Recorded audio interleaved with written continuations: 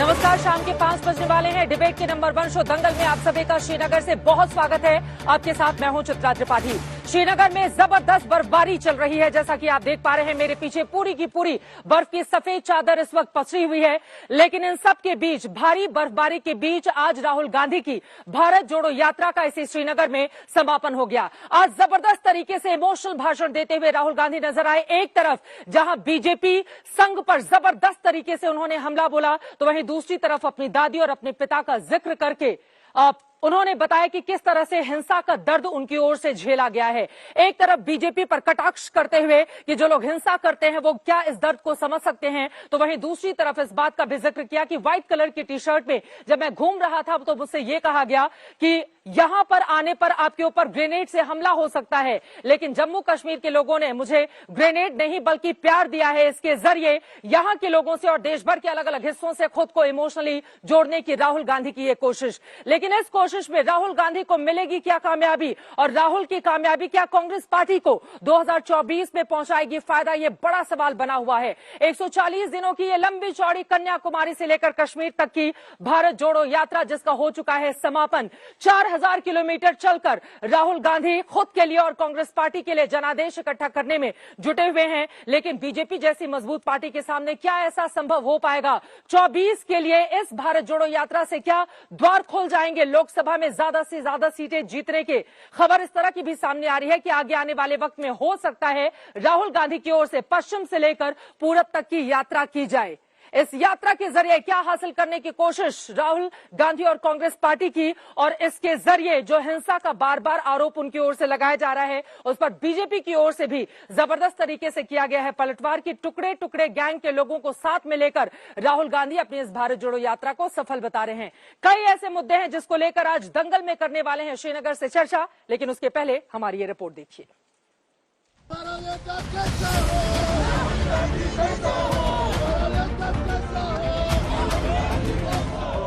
बर्फ की वादियों में हल्के फुल्के पल उस खुशी के गवाह बने जो कांग्रेस की भारत जोड़ो यात्रा को खत्म करने के बाद राहुल गांधी को हो रही थी। 4000 किलोमीटर से अधिक की यात्रा की समाप्ति के बाद श्रीनगर के शेर कश्मीर स्टेडियम में कांग्रेस की समापन सभा हो रही थी, तो आसमान से लगातार बर्फ की बारिश हो रही थी। 7 सितंबर को शुरू हुई यात्रा के बाद 2 अक्टूबर को गांधी जयंती के दिन राहुल गांधी जोरदार बारिश में भीगकर भाषण दे रहे थे, और आज 30 जनवरी गांधी जी की पुण्यतिथि थी। राहुल भाषण दे रहे थे और जबरदस्त बर्फबारी हो रही थी।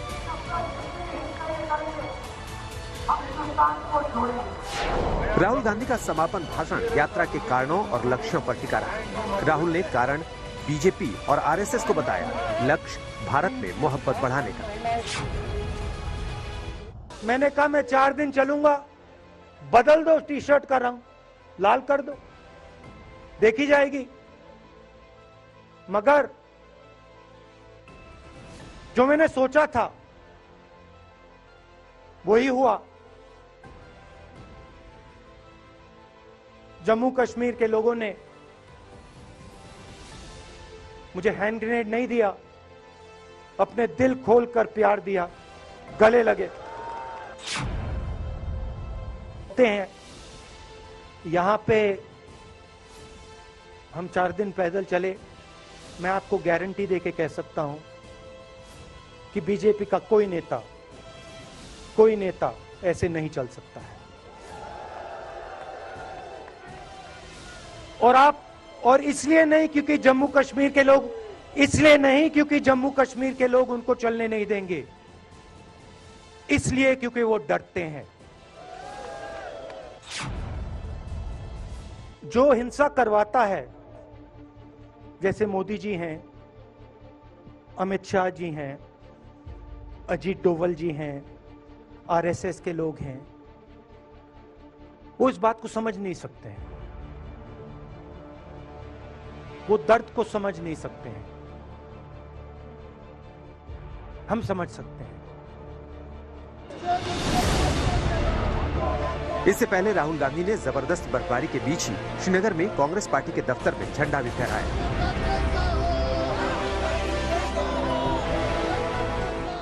कांग्रेस की यात्रा के समापन का कार्यक्रम जब शुरू हुआ तो उमर अब्दुल्ला से लेकर महबूबा मुफ्ती तक पहुंची और जम्मू कश्मीर के लिए 370 वापस मांगने लगी। ये आपका घर है और मुझे उम्मीद है कि जो गोडसे की आइडियोलॉजी ने जम्मू कश्मीर से इस मुल्क से छीना है वो गांधी जी हमें वापस लाए।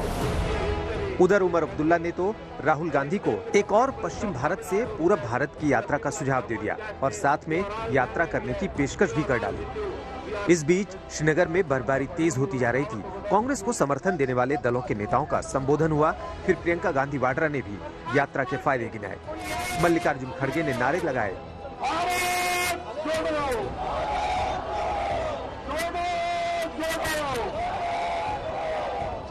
और फिर भीषण बर्फबारी के बीच राहुल गांधी का संबोधन शुरू हुआ। राहुल गांधी ने यात्रा की कहानियों से लेकर आध्यात्म तक और अपनी हाफ टी शर्ट के पीछे की कहानी से लेकर इंदिरा गांधी और राजीव गांधी की शहादत की कहानियां भी सुनाई और भारत में नफरत के खिलाफ मोहब्बत की दुकान खोलने वाला डायलॉग भी बोला। हिंदुस्तान मोहब्बत का देश है, इज्जत का देश है, भाईचारे का देश है। तो हमने जो कहा था छोटा सा कदम लिया है, बड़ा कदम नहीं है। नफरत के बाजार में मोहब्बत की दुकान खोलने की कोशिश की। इस तरह सितंबर में शुरू हुई राहुल की भारत जोड़ो यात्रा खत्म हुई, लेकिन इस यात्रा में कांग्रेस पार्टी ने बीजेपी के खिलाफ विरोधियों को भी अपने साथ जोड़ने में मुकम्मल कामयाबी नहीं हासिल कर पाई। 23 दलों को भेजे गए न्योते में से मुश्किल से 7-8 दलों के प्रतिनिधि कांग्रेस की समापन यात्रा में शामिल हुए। 11 से ज्यादा दल इस यात्रा से दूर ही रहे। सुप्रिया भारद्वाज और मौसमी सिंह के साथ चित्रा त्रिपाठी, श्रीनगर, आज तक।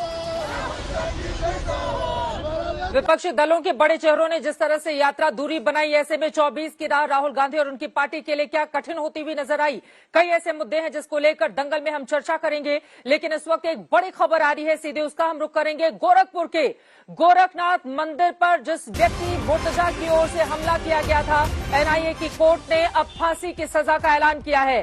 गोरखपुर के गोरखनाथ मंदिर पर हुए हमले के आरोपी मुर्तजा पर यूएपीए के तहत मामला दर्ज हुआ था और इसे आतंकवादी माना गया था। एनआईए कोर्ट ने आरोपी मुर्तजा को फांसी की सजा सुना दी है। आपको बताते चले, अप्रैल 2022 में गोरखनाथ मंदिर पर हमला किया गया था। मुर्तजा पर आज एनआईए की कोर्ट की ओर से यह बड़ा फैसला दिखाया गया है। यूएपीए के तहत मामला दर्ज हुआ था, आतंकवादी माना गया था। आपको बताते चले, मुर्तजा को लखनऊ में एनआईए और एटीएस की अदालत में लेकर जाया गया, जिसने अप्रैल 2022 में गोरखनाथ मंदिर पर हमला किया था। 10 महीने के बाद ये बड़ा फैसला सुनाया है आज एनआईए की कोर्ट ने। संतोष हमारे संवाददाता जुड़ चुके हैं ज्यादा जानकारी के साथ। संतोष, आरोपी मुर्तजा को आतंकी माना गया था और आज फांसी की सजा सुनाई है एनआईए की कोर्ट ने। विस्तार से दे इस बारे में और ज्यादा जानकारी हमें। देखिए, बिल्कुल ये 4 अप्रैल 2022 की वो तारीख थी जब गोरखनाथ मंदिर पर हमला किया था अहमद मुर्तजा ने, और उसके बाद से इस पूरे मामले पर जो यूपी एटीएस जांच कर रही थी और उसके बाद आज एनआईए की स्पेशल कोर्ट में जो जज हैं विवेकानंद शरण त्रिपाठी, उनने इस पूरे मामले में अहमद मुर्तजा को दोषी मानते हुए फांसी की सजा सुनाई है। जिस धारा में फांसी की सजा सुनाई है वो आईपीसी की 121 यानी कि देश के खिलाफ जंग के ऐलान की धारा में फांसी की सजा सुनाई है। और इसके बाद से अगर कहा जाए कि ये अपने आप एक नजीर पेश करने वाला ये सजा सुनाई गई है कि फांसी सुनाई गई अहमद मुर्तजा। अब अगर हम बैकग्राउंड की बात करें तो अहमद मुर्तजा एमटेक किया है मैकेनिकल इंजीनियर से, हाईली क्वालिफाइड। इसके पिता एडवोकेट, इसके जो चाचा हैं वो गोरखपुर के एक बड़े फिजिशियन हैं।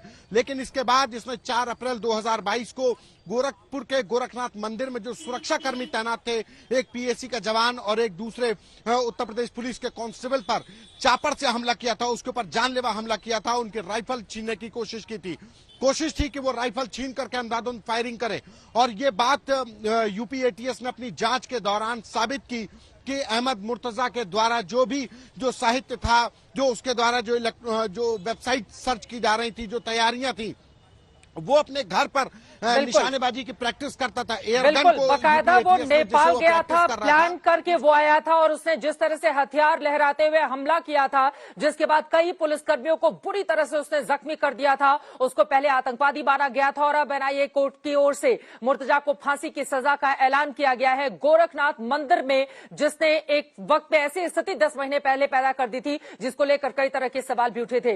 इस बारे में और ज्यादा जानकारी विस्तार से आगे आप तक पहुंचाते रहेंगे, लेकिन अब लौटते हैं दंगल में आज की अपनी डिबेट पर। एक तरफ राहुल गांधी ने इमोशनल भाषण देकर लोगों को अपने साथ जोड़ने की कोशिश की, तो वहीं विपक्षी एकता के नाम पर ज्यादातर चेहरे यहां से नदारद नजर आए। एक तरफ हमने देखा उत्तर प्रदेश के दोनों बड़े चेहरे विपक्षी दलों के, चाहे अखिलेश यादव हो, मायावती ने दूरी बनाकर रखी, तो वहीं बिहार से नीतीश कुमार और तेजस्वी यादव ने भी अपने आप को दूर ही रखा। वहीं एनसीपी महाराष्ट्र से भी नदारद रही, तो देश के दूसरे हिस्सों से भी विपक्षी पार्टियों की ओर से उस तरह का समर्थन कांग्रेस पार्टी को नहीं मिला। लेकिन राहुल गांधी की इस यात्रा के जरिए कम से कम कांग्रेस पार्टी जोश और जज्बे के साथ नजर आ रही है। इसी मुद्दे पर चर्चा करने के लिए खास मेहमान जुड़ चुके हैं, उनका परिचय आपसे करवा देती हूं। आलोक शर्मा जी स्पोक्स पर्सन है आप कांग्रेस पार्टी के, इमरान नबी डार साहब स्पोक्स पर्सन है नेशनल कॉन्फ्रेंस के, हरबख्श सिंह साहब आप पीडीपी के स्पोक्स पर्सन है, जम्मू से हमारे साथ हैं, सुजाता पांडे हमारे साथ पॉलिटिकल एनालिस्ट जुड़ी हुई हैं, अमित जमई हमारे साथ समाजवादी पार्टी के प्रवक्ता भी जुड़ेंगे, डॉक्टर सुधांशु त्रिवेदी भी कुछ देर में हमारे साथ होंगे, आप राज्यसभा के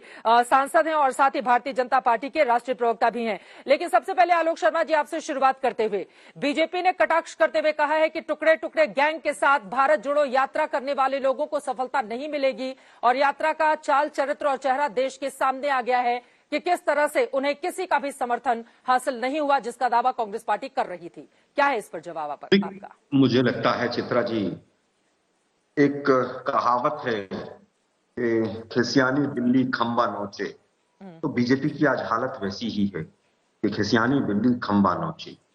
आज जिस तरह के तमाम मुद्दे भारत जोड़ो यात्रा के तहत उठाए गए हैं, बीजेपी को चाहिए था, उनके पास 5 महीने का लगभग लंबा समय था कि उन मुद्दों का जवाब दिया जाए। खैर, आज हम देश की पूरी जनता का धन्यवाद देते हैं कि जिस तरह से भरपूर समर्थन मिला। बीजेपी तो ये भी कहती थी साउथ से नॉर्थ में जब यात्रा आएगी तो सब समाप्त हो जाएगा, कोई नहीं जुड़ेगा, लेकिन पहले दिन से और आखिरी दिन तक जिस तरह से हुजूम जुड़ा और जिस तरह से जो सोच हम लेकर चले थे, जो लक्ष्य लेकर चले थे, उसके साथ देश की जनता जुड़ी। हम देश की जनता का सबसे पहले धन्यवाद करते हैं, परमात्मा का धन्यवाद करते हैं कि इतनी बड़ी यात्रा, लाखों लोग साथ चले और किसी भी तरह की कोई छोटी मोटी चीज को छोड़कर कोई बड़ी दुर्घटना किसी तरह की नहीं हुई। हम परमात्मा का भी धन्यवाद देते हैं। अब बात आती है कि कौन जुड़ा और कौन नहीं जुड़ा। मैं समझता हूं डीएमके शुरू में तमिलनाडु में जुड़ी, कम्युनिस्टों ने केरला में समर्थन दिया, कर्नाटक में तमाम छोटे दलों ने दिया, महाराष्ट्र ने एनसीपी और शिवसेना ने दिया, राजस्थान में ट्राइबल पार्टी ने दिया, हरियाणा के डिप्टी सीएम ने स्वयं कहा कि बहुत अच्छी यात्रा है और एसपी और बीएसपी के दोनों लीडर्स ने धन्यवाद भी किया कि हमें बुलाया गया और समर्थन का भी ऐलान किया। और जम्मू कश्मीर से एनसीपी और पीडीपी और ये तमाम वो दल हैं जो कभी बीजेपी के साथ हुआ करते थे, उन्होंने इस यात्रा का समर्थन किया। जो आए उनका स्वागत, जो नहीं आए उनसे फिर पुनः हम प्रयास करेंगे कि जो जिस यात्रा को लेकर, जिस मुद्दों को लेकर हम देश के सामने गए हैं, उनसे वो भी सहमत है, चाहे नीतीश जी हो, चाहे तेजस्वी जी हो। हम आज भी पूरी उम्मीद मैं जवाब ले लेती हूँ। सुधांशु त्रिवेदी जी हमारे साथ जुड़ चुके हैं। ठीक है सुधांशु जी, आलोक शर्मा जी का कहना है खिसियानी बिल्ली खंबा नोचे, और राहुल गांधी की ओर से इसी श्रीनगर में जहां पर मेरी इस वक्त मौजूदगी है, यहां पर कहा गया है कि जो लोग हिंसा फैलाते हैं वो मोहब्बत की बात क्या जाने, सीधा हमला है बीजेपी पर, ये कहते हुए। बिल्कुल, जहां पे कश्मीर में यह समाप्त हुई है, यहीं तो हिंसा का सबसे बड़ा तांडव हुआ है। स्वतंत्र भारत के इतिहास में अगर कोई राज्य सर्वाधिक हिंसा से पीड़ित रहा है तो यही राज्य रहा है। और क्यों? क्योंकि ये एक ही राज्य था जिसको विलय के समय सरदार पटेल के पास वो नहीं था, बाकी इनके पास था, इसलिए जो समस्या रही अलग है। परंतु अभी मैं इस बात का जवाब देता हूं। आलोक जी ने कहा बहुत लोग जुड़े, बिल्कुल केरल में वो व्यक्ति जुड़े जिन्होंने सड़क के ऊपर बीफ पार्टी दी थी। उसके बाद आप उन लोगों के साथ नहीं गए जिसमें पद्मनाभ नायर जैसे लोग थे, जिनको पद्मश्री से सम्मानित गांधीवादी थे, जो अपने स्मारक का विमोचन कराना चाहते थे, जिसके लिए बाद में केरल कांग्रेस ने खेद माफी मांगी कि समय नहीं निकाल पाए राहुल गांधी जी। मगर केरल में उस फादर जोसेफ के पास नहीं गए जिसके हाथ काट दिए गए थे। तमिलनाडु में वो फादर जॉर्ज पोनिया के साथ गए जो कहता है कि मेरे पैर गंदे ना हो जाए, इसलिए भारत की धरती पर टच ना हो जाए, इसलिए जूते पहनता हूं। कर्नाटक में आप गए तो आपके कार्यकारी अध्यक्ष ने कहा हिंदू शब्द गंदा होता है, उनके साथ सगे मिले। फिर आप महाराष्ट्र में पहुंचे, सावरकर जी के खिलाफ नफरत करते करते गुजरात के विकास के विरोध की प्रतीक और दुनिया में भारत में गांधी जी के नाम पे सबसे बड़ा कंफ्यूजन क्रिएट करके गांधीयंस विद गन कहने वाली मेधा पाटकर के साथ रहे। फिर उसके बाद आप आगे बढ़े तो आपका परमानेंट साथी वो था, वो छात्र नेता जिसका नाम टुकड़े टुकड़े की संज्ञा के साथ इनसेपरेबल या असंपर्क हो गया है। कश्मीर में पहुंचे तो फिर संयोजक महोदय के मुंह से सर्जिकल स्ट्राइक निकल गया। फिर राहुल गांधी जी ने कहा, इस बयान से वो सहमत नहीं है, संयोजक महोदय यानी दिग्विजय सिंह जी ने फिर ट्वीट कर दिया, उनके मुंह के सामने से हटाना पड़ा माइक। तो इसलिए हम ये कहना चाहते हैं कि पूरी यात्रा के दौरान कैसे कैसे मंजर देखे। इन्होंने कहा, देखिए कितना कंफ्यूजन था चित्रा जी, इन्होंने कहा नफरत के खिलाफ यात्रा कर रहे हैं और राहुल गांधी जी ने कहा मुझे नफरत तो देश में कहीं दिखी नहीं। मेरे भाई, जब नफरत दिखी नहीं तो यात्रा किसके खिलाफ कर रहे थे?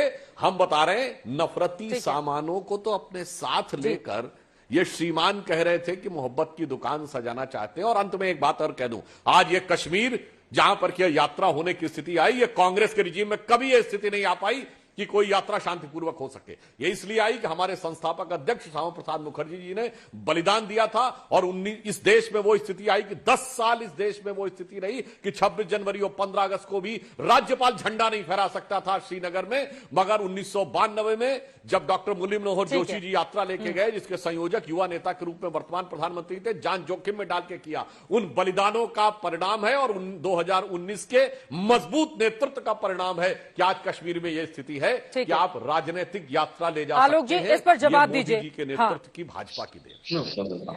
ठीक है, जिस बीजेपी और आरएसएस पर आप निशाना साध रहे हैं, दरअसल उन लोगों के एजेंडे में ही था और उन लोगों ने स्लोगन भी लगातार लगाया था कि जहां हुए बलिदान मुखर्जी वो कश्मीर हमारा है। आप सुन रहे थे सुधांशु त्रिवेदी को, वो कह रहे हैं कि अगर कश्मीर में इतनी फ्रीली वो यात्रा कर पा रहे हैं और लाल चौक पर तिरंगा फहरा पाने में कामयाबी मिली है कांग्रेस पार्टी को, तो उसके लिए श्रेय बीजेपी को जाता है। बीजेपी ने तो यात्रा को रोकने का जो भी प्रयास हो सकता है वो पूरा प्रयास किया, चाहे वो दिल्ली में हो, चाहे वो कोरोना का भय हो, चाहे वो बॉम्ब ब्लास्ट का भय हो, चाहे वो सिक्योरिटी तोड़ने का भय हो, क्योंकि बीजेपी डरी हुई है। जहां तक बात है यात्रा निकालने की, यात्राएं पहले भी कश्मीर में निकली हैं, आज भी निकल रही हैं और धारा 370 आज भी हिंदुस्तान के संविधान का हिस्सा है। ये सुधांशु भाई भी जानते हैं, मैं भी जानता हूं और आप भी जानते हैं। और जो भी 2 बदलाव धारा 370 की पावर्स को यूज करते हुए इन्होंने किए थे, उसको भी एक को वापस ले लिया। ये तो बहू लाने की बात कर रहे थे, मैं तो 50 गज का प्लॉट नहीं खरीद पाया, मैंने 2-3 बार प्रयास किया है, शायद कोई रास्ता हो तो बताइएगा, क्योंकि उसमें 15 साल का क्लॉज लगा दिया गया है। खैर, राजनीतिक भाषणबाजी अलग है। जब से यात्रा शुरू हुई है, 5 स्टार होटल है, ये जूते इतने का है, ये टी शर्ट इतने की है, इस टी शर्ट के नीचे थर्मल इतने का है, फिर उसके बाद ये निक्कर आ गई, फिर सावरकर आ गए। इन्होंने पूरी तरह से हमेशा से जो हमने यात्रा निकाली, जिस लक्ष्य के माध्यम से, जिस लक्ष्य को लेकर, उसको हमेशा से तोड़ने का प्रयास किया। लेकिन हमारा आज भी दिल बड़ा है भारत को जोड़ने की बात की, क्योंकि सामाजिक तौर पर इन्होंने तोड़ा है, आर्थिक तौर पर इन्होंने तोड़ा है, भौगोलिक तौर पर चाइना कब्जा कर रहा है। जिस देश के अंदर हिंदू मुख्य धर्म हो, वहां पर रामचरितमानस की प्रतिमाएं जलाई जाती हों और बीजेपी सन्नाटे में चुप रहे, जिस तरह से गरीब और अमीर की खाई बढ़ रही हो, तो पूरा देश आज जिस तरह के हालात से दौर से गुजर रहा है, हमारी यात्रा का मकसद पूरी तरह से सफल रहा है। और हम पूरी तरह से कहना चाहेंगे की प्रतिया जिन लोगों की ओर से जलाया जा रहा है, उसी पार्टी का समर्थन भी तो आप लोग हासिल करने की कोशिश में लगे हुए हैं। हाँ, इस पर एक स्टैंड होना चाहिए ना कांग्रेस पार्टी का। अब रामचरितमानस का जिक्र ठीक है, हम अगले उसमें करेंगे, लेकिन ठीक है, कुछ सरकार किसकी, एक्शन क्यों नहीं हो रहा? हाँ, एक्शन क्यों नहीं रहा है सुधांशु त्रिवेदी जी, इस पर आप जवाब दीजिए। और उन्होंने और भी आरोप लगाए कि देश में किस तरह की स्थितियां इस वक्त बनी हुई हैं, इसको बताने की जरूरत नहीं है, और हिंसा से लेकर अर्थव्यवस्था और चाइना के मुद्दे तक पर वो बीजेपी को घेर रहे हैं। हाँ, हम उस पर भी जवाब देते हैं। देखिए, एक्शन की जहां तक बात है तो उन लोगों के खिलाफ FIR दर्ज हो गई है, मगर आप सियासी व्यक्ति हैं भाई, आपकी पार्टी का स्टैंड है, बोलिए, आप तो उन लोगों के साथ खड़े हुए हैं। और हमेशा उनका समर्थन भी लेते रहे, उनके साथ मिलकर सरकार चला चुके हैं। अब मैं बताता हूं यात्रा में लेके जहां जहां जिन क्षेत्रों से राहुल गांधी जी की यात्रा गुजरी है, मैं याद दिलाना चाहता हूं इसमें से कोई ऐसा इलाका नहीं था जिसमें इनके जमाने में धमाके ना होते हो, आतंकवादी गतिविधियां नहीं होती थी। केरल से शुरू करिए, तिरुवनंतपुरम, कोयंबटूर, चेन्नई, ये सब जगह ब्लास्ट हुए हैं।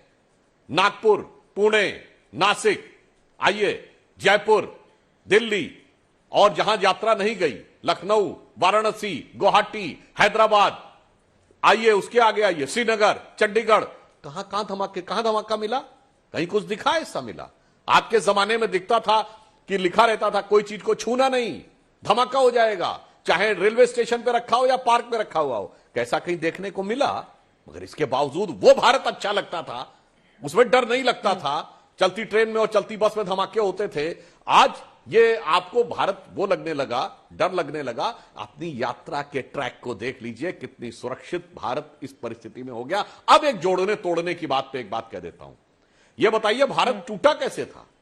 इसके लिए राहुल गांधी जी को तो अपने पारिवारिक विरासत को याद रखना चाहिए। भारत का विभाजन जब हुआ तो 2 सितंबर 1946 को कैबिनेट मिशन प्लान के तहत नेहरू जी कांग्रेस का अध्यक्ष और अंतरिम सरकार के मुखिया दोनों थे। आपके सिग्नेचर से नेशनल एग्जीक्यूटिव में भारत माता के 2 टुकड़े हुए। चलो वो गया, उसके बाद जो बच गया तो आधा कश्मीर आपके जमाने में गया। उसके बाद जो बच गया तो 62 में अक्साई चिन्ह और मानसरोवर चला गया। अरे आपका तो भारत जोड़ो ये था कि आधा आधा पंजाब गया, कश्मीर गया और चला बंगाल गया, और चीन के हाथों मानसरोवर का ऊंचा भाल गया। यह भारत था। और उसके बाद जातियों में तोड़ा, उत्तर दक्षिण में तोड़ा। आपके जमाने में हिंदी और तमिल की लड़ाई होती थी, आज काशी तमिल संगम हो रहा है। आपके जमाने में उत्तर भारतीय और मराठी की लड़ाई होती थी, हिंदी मराठी की लड़ाई होती थी, आज सब एक दिख रहे हैं। आपके जमाने में जातियों में बटा हुआ समाज था, कहीं KHM खाम था, कहीं अजगर था, कहीं भूरा बाल निकाल रहा हूं, कहीं MY था, कहीं 4 जातियों को जूते मारने की बात थी। आप सब मिलकर एक हो रहे हैं। इसलिए मैं कह रहा हूं आपको इस एकता से डर लग रहा है, भारत की श्रेष्ठता से डर लग रहा है। ठीक है, अब राष्ट्रवादी भावना को लेकर बीजेपी आगे बढ़ी है। ऐसे में सीधे मैं PDP के नेता हरबख्श सिंह साहब के पास जाना चाहूंगी। मैं आलोक जी आ रही हूं एक बार बाकी जितने लोग जुड़े हुए हैं एक टिप्पणी उनकी मैं ले लेती हूं। हरबख्श साहब, सीधा सा सवाल है, देखिए कई बार इसी जम्मू कश्मीर से, खासतौर से कश्मीर से हमने देखा है पाकिस्तान को लेकर किस तरह की आवाजें उठती रही हैं। उसी पाकिस्तान के पेशावर में आज बम ब्लास्ट होता है, 26 लोगों की जान चली जाती है, सैकड़ों लोग वहां पर जख्मी हैं, मस्जिद में इतना बड़ा ब्लास्ट होता है। सुधांशु जी जिक्र कर रहे थे कि जब से NDA की बीजेपी की सरकार बनी उसके बाद से आप दिखाइए इस तरह की तस्वीर, और जिन लोगों ने किया उसके बाद कैसे सबक भी सिखाया गया। तो देश बदल रहा है, लेकिन ये बातें आप लोगों को बर्दाश्त नहीं हो रही हैं। चित्रा जी, बड़े अफसोस की बात है, हम डिबेट अपनी कंट्री का कर रहे हैं, हम भारत जोड़ो यात्रा पे डिबेट कर रहे हैं, तो बम ब्लास्टों की पाकिस्तान की बात हो रही है। मैं कोई पाकिस्तान का प्रवक्ता नहीं हूं यहाँ पे, और ब्लास्ट करने से या कोई आतंकवादी कोई हरकतें करता है। हमारे जम्मू में भी जिस दिन यात्रा पहुंची 2 ब्लास्ट हुए, तो इससे कोई नहीं, आतंकवादी हरकतें क्या होती हैं, वो क्या करते हैं, पाकिस्तान में क्या करें, उससे हमें कोई लेना देना नहीं है। अगर हम भारत जोड़ो यात्रा की बात करते हैं, जिस डिबेट के लिए मुझे लाया गया, तो उस पे बात कीजिए। मुझे पाकिस्तान से क्या लेना देना है, पाकिस्तान क्या करता है वो इंटरनेशनल कम्युनिटी देख रही है। ठीक है सर, मुझे समझ में आ गया, आप नहीं बोलेंगे, लेकिन अक्सर हमने देखा है कई बार आपके बड़े नेताओं की ओर से पाकिस्तान को लेकर किस तरह के बयान दिए जाते हैं। मैं लौट आती हूँ 370 पर। ठीक है, 370 को लेकर आपकी ही चीफ महबूबा मुफ्ती की ओर से बयान दिया गया है कि 370 को लेकर राहुल गांधी में एक उम्मीद नजर आती है। ऐसे में क्या कांग्रेस पार्टी की ओर से 370 को लेकर कोई प्रॉमिस किया गया है आप लोगों से? चित्रा जी देखो, आज की जो यात्रा थी ये कोई पॉलिटिकल यात्रा नहीं थी।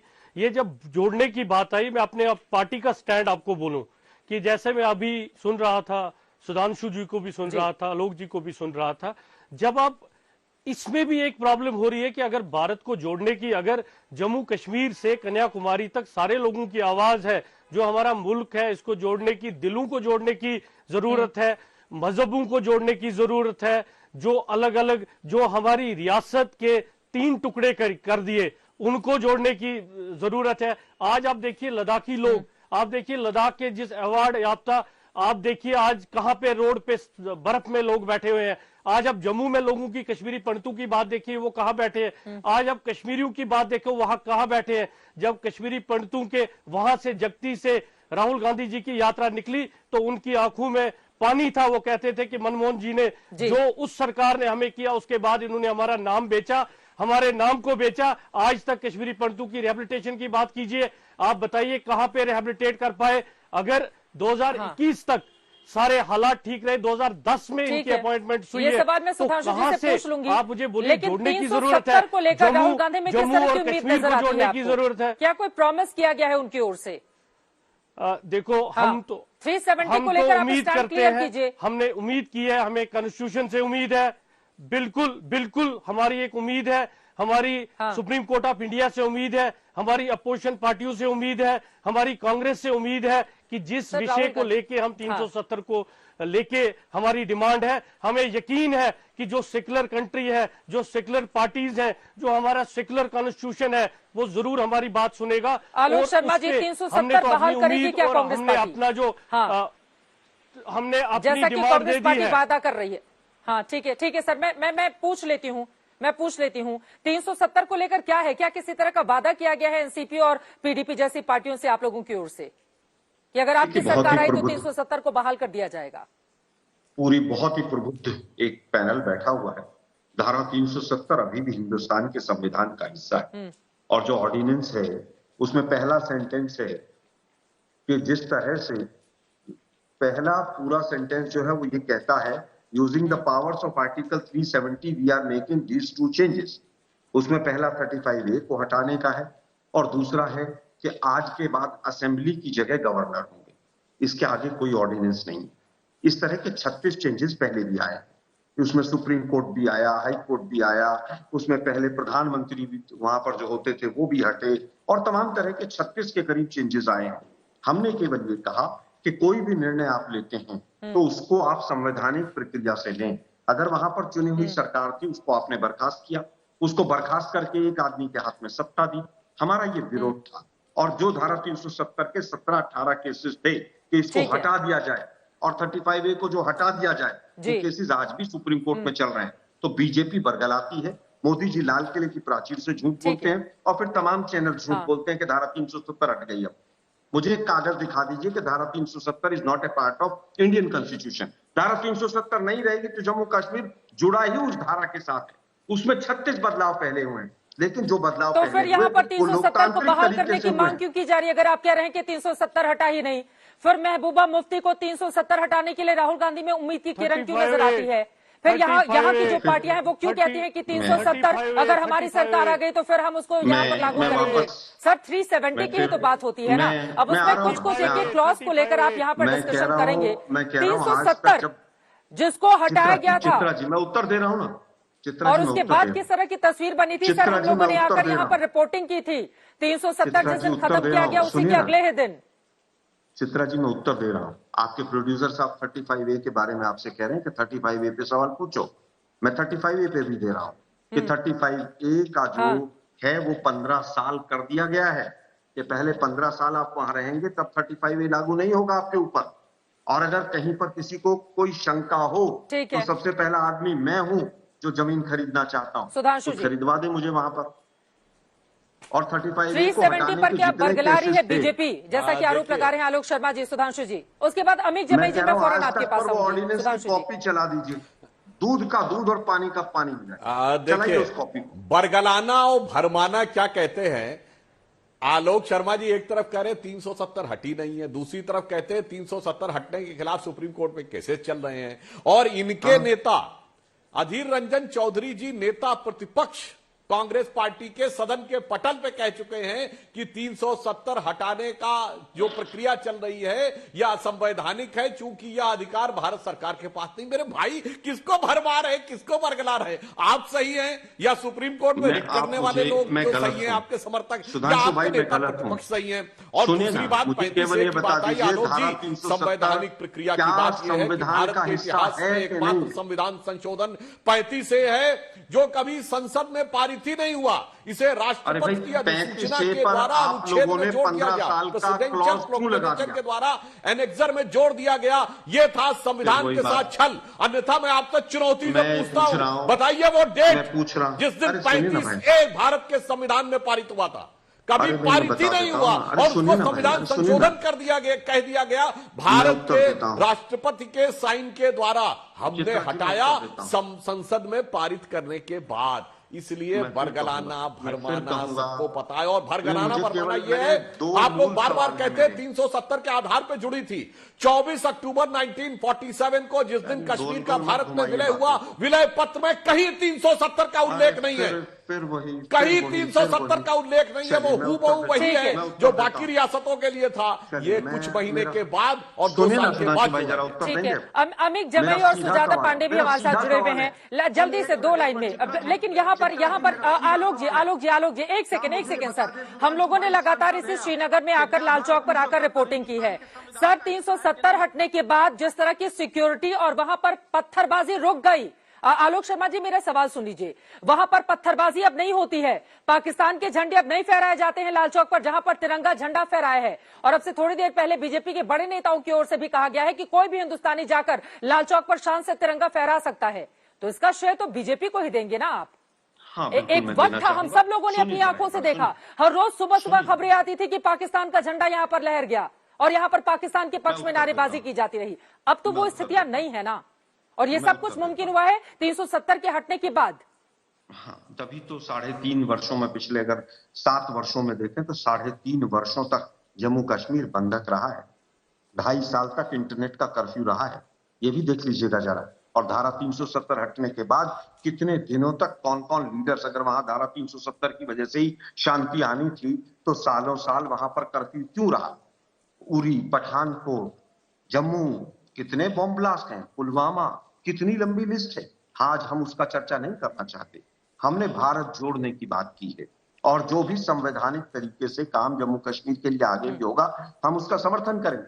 लेकिन जो ये चोर दरवाजे से 35A को हटाने का जो इन्होंने स्वांग रचा था, उसको बाद में कोरोना की आड़ में 15 साल बदल दिया। और 35A को हटाने के भी जितने केस सुप्रीम कोर्ट में हैं वो भी चल रहे हैं। पहला केस था वी द सिटीजन, एक जो एनजीओ थी, आज भी वो केस स्टैंड करता है। अगर धारा 370 हट गई और 35A हट गया तो वो केसेस क्यों स्टैंड करते हैं? क्यों? क्योंकि इन्होंने धोखा दिया है देश को और वहां की जनता इनसे त्राहिमाम कर रही है।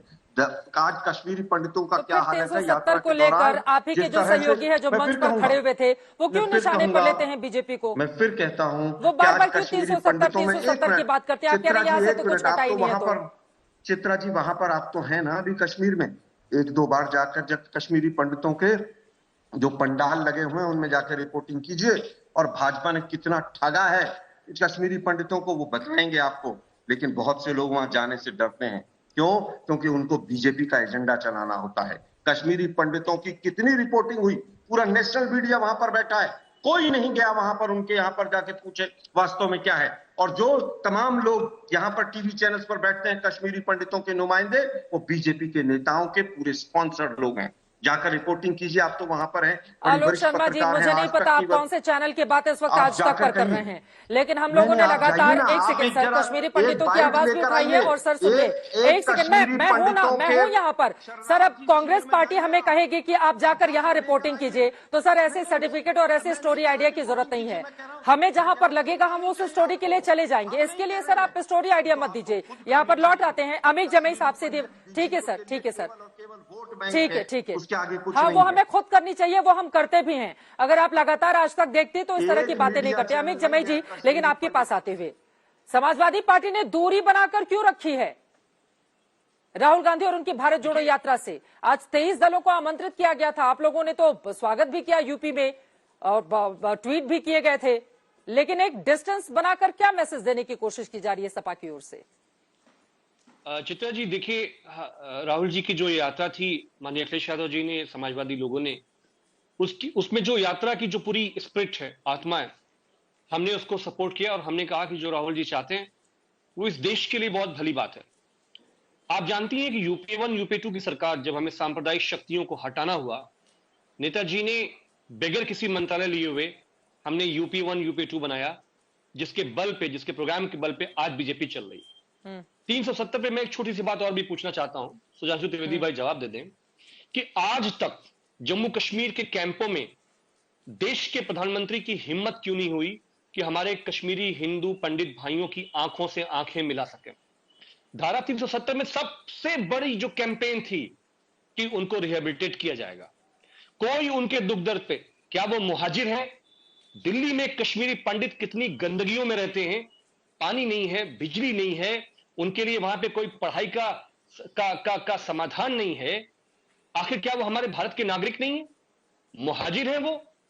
तो कांग्रेस और समाजवादी पार्टी की जो अप्रोच है, हम ये कह सकते हैं कि माननीय अखिलेश यादव जी की जो अप्रोच आरएसएस बीजेपी को लेकर है, उसमें हमारा थोड़ा सा फर्क है। हम थोड़ा अलग तरीके से सोचते हैं और हम इसलिए इस देश में, उत्तर प्रदेश के अंदर हमने जिम्मेदारी ली है कि बीजेपी आरएसएस का जो तख्त है वो हमें यहां से खसकाना है। और वो जाति जनगणना का सवाल, आरक्षण का सवाल, भारत के संविधान का सवाल, एकता का सवाल, इंटीग्रिटी का सवाल, इस सवाल पर उत्तर प्रदेश बीजेपी आरएसएस के खिलाफ जा रहा है और प्रधानमंत्री नरेंद्र मोदी जी का जो पूरा क्रेज था वो पूरे देश में खत्म हो रहा है। और रामचरितमानस क्यों जलाया जा रहा है? हाँ, नहीं, ये जो नफरत आप लोग बंद करना चाहते हैं, रामचरितमानस कौन जला रहा है उत्तर प्रदेश में? कौन है वो लोग? गलत हुआ है। कौन है वो लोग? चित्रा जी, वो और रामचरितमानस के खिलाफ बयान देने वाले नेता के खिलाफ आप लोगों ने क्या किया? वो गलत हुआ से क्या मतलब है? ऐसे लोगों पर कार्रवाई क्यों नहीं करते हैं आप लोग? यहाँ पर धार्मिक भावनाओं को आहत किया जाएगा और फिर आप लोग कहेंगे कि मोहम्मद बांटने के लिए उत्तर प्रदेश में हम लोग लगे हुए हैं, बीजेपी और आरएसएस को हटाने के लिए। सर, जिस मौर्य की ओर से इस तरह का बयान दिया गया था, उनके खिलाफ क्या एक्शन हुआ था? चित्रा जी, मैं आपको बताना चाहता हूं 2 लाइन में। मौर्य जी ने जो कहा समाजवादी पार्टी अखिलेश यादव जी, हम उसको इंडोर्स नहीं करते हैं किसी भी कीमत पर। मौर्य जी ने भी कहा कि ये मेरा निजी बयान है। मेरा आपसे ये पूछना है, सुधांशु त्रिवेदी जी जवाब दे, डॉक्टर भीमराव अंबेडकर का फोटो लगा के बीजेपी घूमती है, प्रधानमंत्री बाबा साहब भीमराव अंबेडकर सुबह शाम रटते हैं। इस देश में मनुस्मृति दहन का जो कार्यक्रम है, बाबा साहब भीमराव अंबेडकर पूरी जिंदगी चलाते थे। क्या उनके ऊपर एफआईआर करेंगे? स्वामी प्रसाद अगर कोई सवाल उठा रहे हैं तो केशव प्रसाद मौर्य को चाहिए कि उनके